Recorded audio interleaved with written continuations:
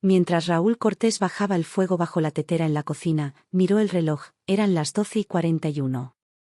Su hija Clara Cortés se había dormido hacía media hora. En la casa reinaba un silencio profundo, casi inquietante. Llevaba ya 3 años siendo un padre soltero. Cuando se separó de su esposa, Clara tenía solo 3 años. Ahora tenía 6, y su forma de hablar, su mirada y sus gestos eran distintos a los de otros niños. Se había vuelto más callada, más cautelosa.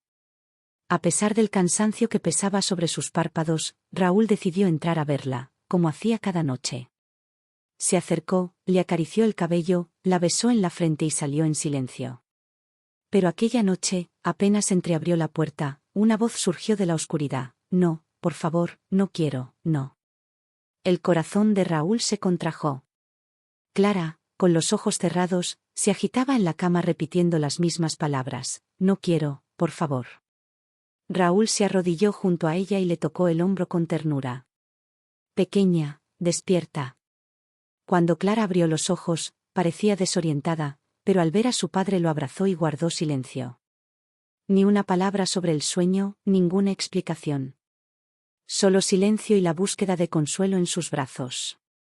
La noche siguiente, después de acostarla, Raúl colocó en la habitación un monitor para bebés, se puso los auriculares y escuchó el leve murmullo de su hija. A la 1:08 volvió a oírse: «No quiero, por favor, no me encierres». La voz era la misma, pero aún más triste. Raúl sintió un escalofrío recorrerle el cuerpo. No era solo un sueño. ¿Por qué repetía lo mismo cada noche? A la mañana siguiente pidió cita con una psicóloga infantil. María del Sol, una mujer amable y paciente, apenas hizo preguntas frente a Clara, pero cuando se quedó a solas con Raúl, dijo con seriedad: «Clara podría estar manifestando un trauma reprimido. Las frases que repite dormida pueden ser algo que no puede expresar despierta». Raúl tragó saliva. «Pero siempre he estado con ella». «¿Y cómo es su relación con la madre? ¿Hubo cambios tras el divorcio?». Raúl apartó la mirada. Después del divorcio, la madre, Ana Blasco, se había mudado a otra ciudad. Por orden judicial podían verse una vez al mes, aunque muchas visitas se aplazaban. ¿Estará enfadada con su madre? ¿Estas palabras tienen que ver con ella?, preguntó Raúl. María del Sol respondió con calma: «Solo Clara puede contarlo. Los niños rara vez lo hacen, por eso observamos». Al preparar la mochila de su hija, Raúl encontró en un pequeño bolsillo un cuaderno arrugado. Lo abrió y vio un dibujo, una figura alta de un hombre sin cabeza y al lado una niña llorando, con la firma de Clara. En otra página, una puerta, detrás de ella una habitación oscura. Una inquietud se apoderó de Raúl. Quiso preguntar quién era, pero entendió que aún era pronto, necesitaba más señales. 3 meses después, por primera vez en mucho tiempo, aceptó que Clara se reuniera con su madre. Al principio pareció contenta, pero en el camino guardó silencio. En el portal del piso de Ana, Raúl esperó fuera. 1 hora después Clara volvió callada, con la mirada vacía. Ana Blasco dijo fríamente: «Está cansada, se ha dormido», pero Clara no soltó la mano de su padre. Esa noche volvió a escucharse: «No quiero, no me encierres en la habitación». El corazón de Raúl se paralizó. Al día siguiente regresó a ver a María del Sol, esta vez con el cuaderno en las manos. La situación se había vuelto grave. Se decidió contactar al Servicio de Protección de Menores, SPM. Pero el corazón de Raúl no podía esperar. Se acostó junto a su hija y, cuando comenzó el susurro, le tomó la mano. «¿Quién es, pequeña? Dímelo mientras papá está aquí, ¿quién te asusta?». Clara entreabrió los ojos, pálida, y murmuró: «Ese hombre en la casa de mamá. Me encierra en una habitación oscura. Me da miedo, papá». La garganta de Raúl se cerró. «¿Quién es? ¿Qué hombre?». Clara, sin cerrar los ojos, susurró: «El tío Víctor Aya. Mamá dice que debo acostumbrarme, pero no quiero». Raúl se irguió.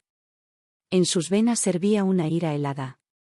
Abrazó con fuerza a su hija, mirando al techo, y en silencio juró: «La protegeré. Pase lo que pase». Aquella noche no durmió. Las palabras de su hija resonaban en su cabeza. El tío Víctor, la habitación oscura, tengo miedo. Su hija temía al hombre que vivía bajo el mismo techo que su madre Ana Blasco, y a quien ella le decía que debía acostumbrarse. Pero Raúl ya no era solo un padre, dentro de él había despertado una fiera. Al amanecer, sin esperar el desayuno, Raúl Cortés tomó el teléfono y llamó a Ana Blasco. La voz de la mujer, aún adormecida, respondió: sí, ¿qué pasa? Ana, ¿quién es ese tío Víctor allá?, preguntó Raúl con tono tenso. Se hizo un silencio. Luego ella suspiró: ¿otra vez empiezas tan temprano? ¿Escuchaste los disparates que Clara dice dormida? Escuché su miedo, cómo suplica que no la encierren. ¿Quién es ese hombre, Ana? La voz de Ana Blasco se volvió cortante: es mi prometido. Solo es tímida, ya se acostumbrará. El puño de Raúl golpeó con fuerza la mesa. No es timidez, es miedo. Si le haces daño. No digas tonterías, gritó ella, tú eres solo el padre. Yo estoy con ella todos los días. Raúl respiró hondo. De acuerdo, pero no volverás a tenerla contigo. Si hace falta, iré a juicio. Ana, furiosa, colgó el teléfono. A la mañana siguiente, Raúl se reunió con su abogado de familia, Antonio Pérez, en el despacho Pérez y Asociados. El abogado revisó los documentos y asintió: si las palabras de tu hija quedan registradas y la psicóloga emite un informe, puede solicitar la custodia temporal. Pero la madre probablemente se opondrá. Raúl empezó a reunir pruebas: los dibujos de Clara, las grabaciones de sus noches y el informe preliminar de María del Sol. Siguiendo el consejo del abogado, decidió someterse también a una evaluación psiquiátrica judicial. Lo más difícil era involucrar de nuevo a Clara en todo aquello, pero su seguridad era lo primero. Aquella noche, Raúl volvió a acostarse junto a ella. Pequeña, ya nadie podrá acercarse a ti. Papá está aquí. Clara apartó la mirada. Mamá dice que el tío Víctor es bueno, pero yo tengo miedo. Raúl le tomó las manos. ¿Te hizo algo malo?, te gritó, ¿te tocó? Clara asintió apenas. Me encerraba en la habitación oscura y decía: si lloras, se lo contaré a mamá. El corazón de Raúl se encogió, una lágrima le recorrió la mejilla, pero se giró para que ella no lo viera. Dentro de él se mezclaban el dolor y la furia. A la noche siguiente, dejó a Clara con su hermana y, amparado por la oscuridad, se dirigió al piso de Ana en el barrio de Salamanca. Esperó a que una vecina saliera y se coló en el portal. Subió al tercer piso, donde se detuvo frente a la puerta. Desde dentro se oían voces. Un hombre, irritado, decía: ni siquiera me mira, ingrata. Una mujer respondió: tiene 6 años, solo tiene miedo. Si vive en mi casa, cumplirá las reglas, replicó el hombre. A Raúl se le cortó la respiración. ¿Qué decía Víctor cuando se quedaba solo con Clara? Al día siguiente compró una pequeña grabadora de voz, lo bastante ligera para ocultarla en una mochila escolar. Con ternura se la dio a su hija. Hoy irás a casa del tío Víctor. Aquí tienes una mochila nueva. Es como un juguete, pero graba todo lo que se dice. Si pasa algo, papá estará contigo. Necesitamos demostrar la verdad. Clara lo miró con temor y asintió. Esa noche Raúl no durmió. Por la mañana entregó a su hija Ana, conteniendo el grito en su interior. Cuando Clara regresó por la tarde, guardó silencio. Raúl la abrazó acariciándole el cabello. Eres muy valiente, mi amor. Conectó la grabadora al ordenador. Al principio se oían conversaciones normales, luego una voz masculina: ¿otra vez llorando? No quiero encerrarte, pero me obligas. Y el susurro de Clara: por favor, no. Basta. Que venga mamá y vea cómo eres. Raúl arrancó los auriculares con rabia. Ya no era solo la indignación de un padre, ahora tenía pruebas. Pruebas que la justicia debía escuchar. No durmió en toda la noche, reproduciendo una y otra vez la grabación. La voz temblorosa de su hija, la amenaza del hombre, cada palabra le rompía el alma. Al amanecer llamó a Antonio Pérez. Tengo las pruebas, las grabaciones, los dibujos, el informe de la psicóloga. El abogado guardó silencio un instante y luego dijo con firmeza: en ese caso, presentaremos de inmediato la solicitud de custodia temporal. Hay que proteger a la niña. El tribunal fijará una audiencia en los próximos días. Raúl entregó todos los documentos, digitales y físicos, en el despacho jurídico Pérez y Asociados. La lucha había comenzado. Ya no era solo la causa de un padre, había llegado el momento de hacer que el tribunal escuchara el grito silencioso de una niña. Al saber de la denuncia, Ana Blasco estalló de furia. Se presentó en casa de Raúl, golpeando la puerta con violencia. ¿Quieres quitarme a Clara? Ni siquiera te preocupaste por ella durante años. Raúl respondió con calma: pero se ve bien a quien has dejado entrar en tu vida. Ese hombre le hace daño, punto. Tengo las grabaciones y los informes de los especialistas, dijo Raúl Cortés con voz firme. El rostro de Ana Blasco palideció, pero intentó recomponerse. Si haces público todo esto, recuerda que soy su madre. El tribunal se pondrá de mi parte. Ella ya ni siquiera puede hablar del miedo, respondió con dureza. No has sido una madre para ella, Ana, y yo no voy a callar más, replicó Raúl. La mujer pareció querer decir algo, pero en lugar de eso cerró la puerta de golpe. Raúl no se quedó solo. Su vecina, doña Rosario Martín, decidió apoyarlo. Clara Cortés había visitado su casa en varias ocasiones. La anciana recordó: un día vino con su muñeca y me dijo: no tengas miedo, aquí no está oscuro. Dejaré la lámpara encendida. Doña Rosario aceptó declarar en el juzgado de primera instancia de Madrid. Vi el miedo en sus ojos. No sé qué le pasaba, pero no se sentía segura. Aquel apoyo dio a Raúl fuerzas. Comprendió que no estaba solo. Llegó el día del juicio. Las manos de Raúl temblaban, pero en su corazón no había ira, sino determinación. Clara se encontraba detrás de él, sosteniendo la mano de Antonio Pérez con un oso de peluche en la otra. El juez revisó los documentos y leyó en voz alta el informe de la psicóloga María del Sol: la menor muestra miedo hacia una persona identificada como Víctor Aya. Cuando está sola, grita y presenta ansiedad relacionada con la oscuridad. Se observan signos de impacto traumático. El abogado de Ana, nervioso, intervino: los niños tienen mucha imaginación. Por unas pesadillas el padre formula acusaciones gravísimas. El señor Víctor no tiene antecedentes. Raúl se levantó. Esto no es fantasía.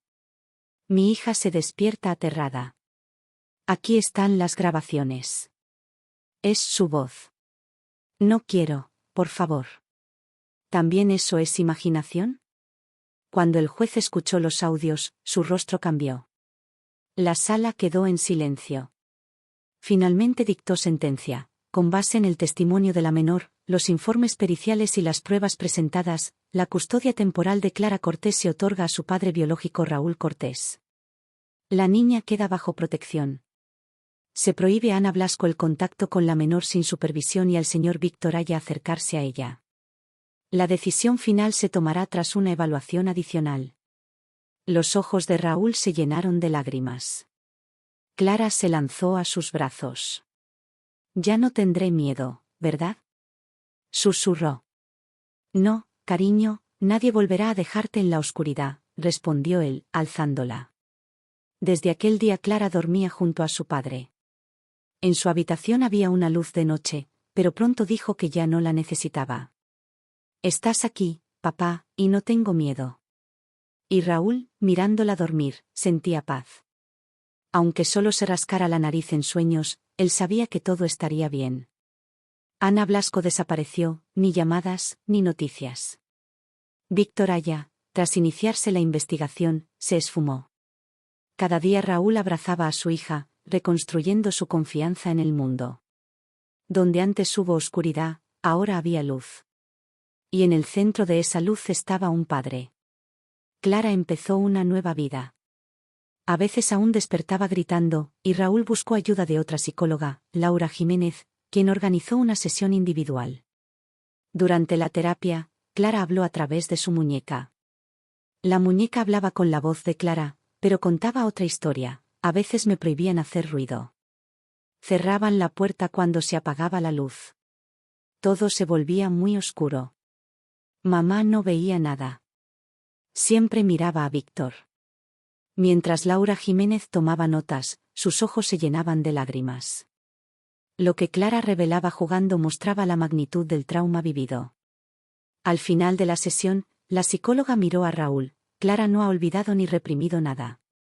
Está empezando a confiar en nosotros, está empezando a hablar. Es el primer paso hacia la curación. Siguiendo el consejo de Antonio Pérez, Raúl organizó un encuentro controlado con Ana Blasco en el Centro de Apoyo Psicológico Familiar de Madrid, acompañado por una trabajadora social.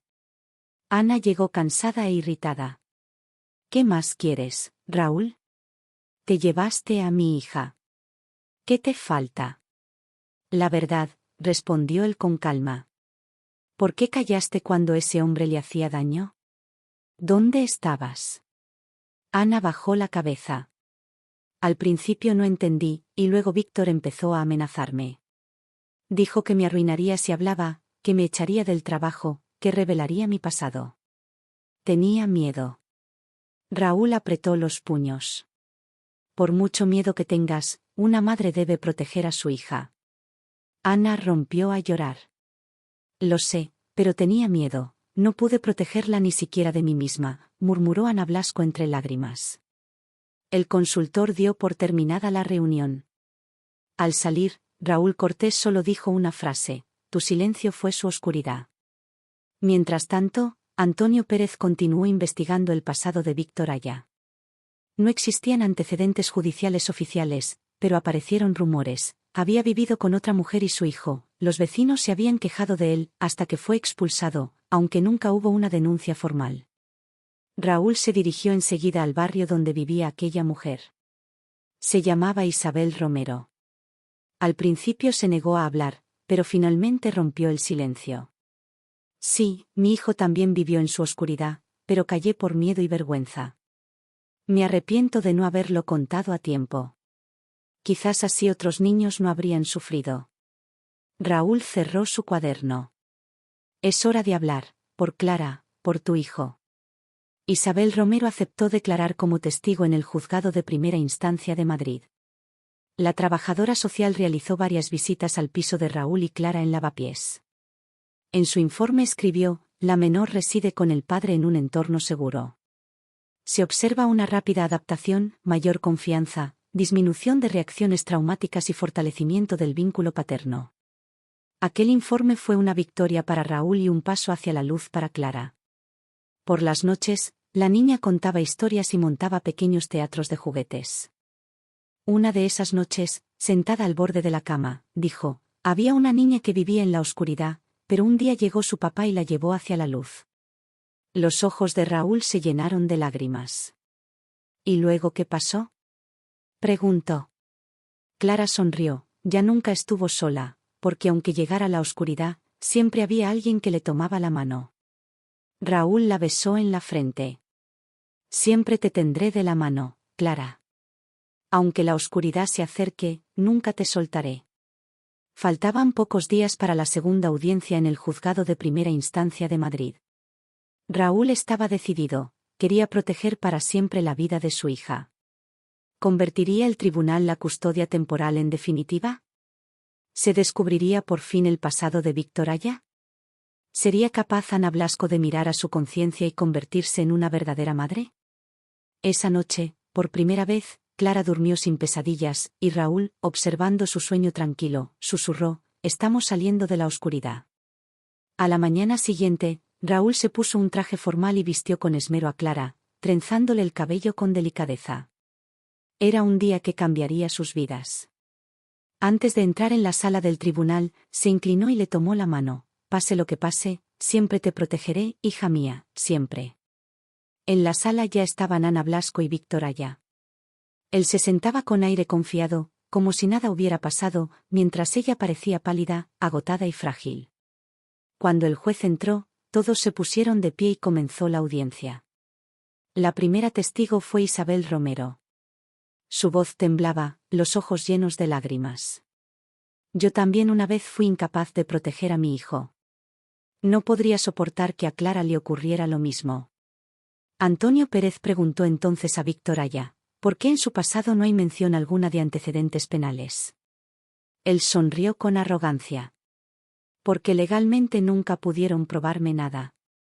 El juez anotó con seriedad aquella respuesta en el acta. Luego intervino la psicóloga Laura Jiménez. La menor ha sufrido un trauma severo. Pesadillas, tartamudez, reacciones de pánico al contacto físico, todo coincide. Describe un entorno de miedo constante. Los ojos de Raúl se humedecieron, pero no lloró, sabía que debía mantenerse fuerte. El juez decidió no interrogar directamente a la niña, pero Laura Jiménez presentó un breve vídeo. En él, Clara miraba a la cámara y decía, ya no tengo miedo de entrar en la habitación. Mi papá está conmigo. Hay luz. Puedo dormir. Punto. Tras el vídeo, el silencio llenó la sala. Cuando el juez concedió la última palabra a Ana Blasco, ella guardó silencio unos segundos y luego dijo con voz quebrada, sí, callé. Sé que eso no es ser madre. Tenía miedo, me sentía impotente. Pero ya no quiero callar. Presento una denuncia contra ese hombre. Que responda por lo que hizo. Ante esas palabras, Víctor Aya se levantó bruscamente. ¿Qué dices, Ana? Vivías conmigo. Sabes que no hice nada. El juez golpeó la mesa. El acusado guardará silencio o será expulsado de la sala. Víctor se hundió en su asiento, fulminando con la mirada a Ana, pero el proceso ya no tenía vuelta atrás. Silencio, acusado, o será expulsado de la sala, ordenó el juez con severidad. Víctor Aya se sentó, pero su mirada seguía clavada con amenaza en Ana Blasco. Tras horas de audiencia, el juez anunció el veredicto. En base a las pruebas presentadas, los testimonios de los testigos y los informes periciales, la custodia permanente de Clara Cortés queda otorgada a su padre biológico Raúl Cortés. Se inicia un proceso penal contra Víctor Aya por delitos de abuso y amenazas a una menor. A Ana Blasco se le permiten únicamente visitas supervisadas. El tribunal considera que esta resolución es la más adecuada para el bienestar físico y psicológico de la niña. Raúl no pudo contener las lágrimas. Abrazó a su hija y le susurró, ahora empieza nuestra vida, nuestra victoria. Aquella noche entró en una tienda de juguetes y le compró a Clara una muñeca nueva. Ella enseguida empezó a jugar, montando un pequeño teatro. Había una niña que vivía en la oscuridad, pero un día vino su papá y la llevó a un mundo lleno de estrellas. Desde entonces, la oscuridad nunca más la asustó.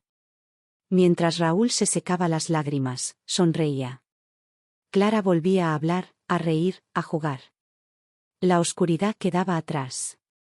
Por delante solo había un futuro luminoso.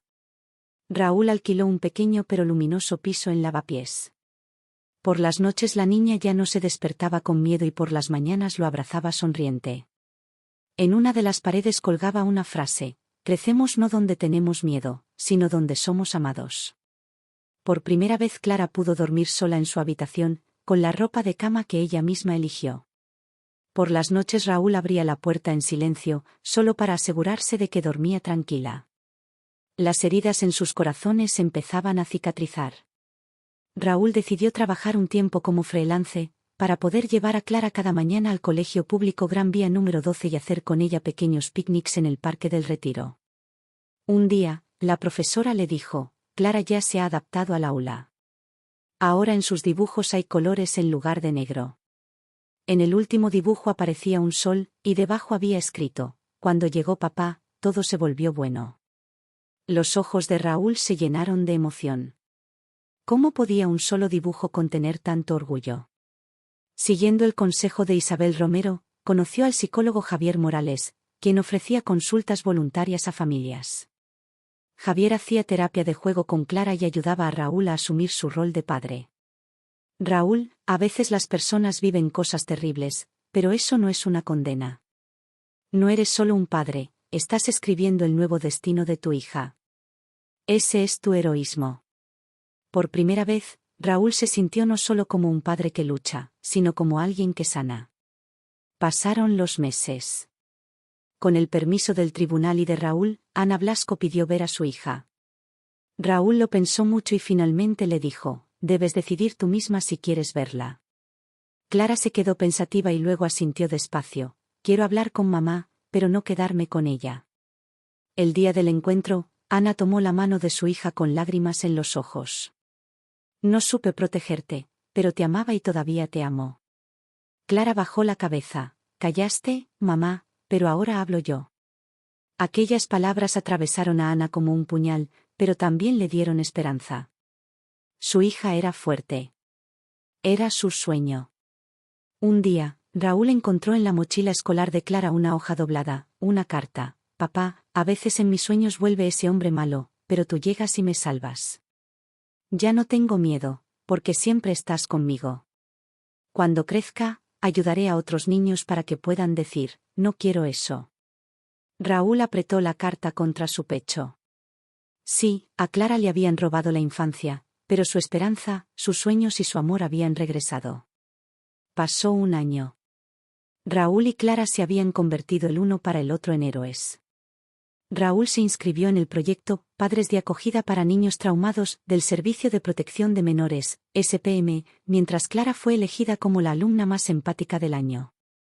Un día, sentados en un banco del Parque del Retiro, Raúl le preguntó: «Clara, ¿cómo es tu vida ahora?». Ella miró al cielo, entrecerrando los ojos por el sol. «Antes había oscuridad, pero ahora dentro de mí hay luz». Y Raúl sonrió, sabiendo que, al fin, su hija había encontrado la paz que merecía.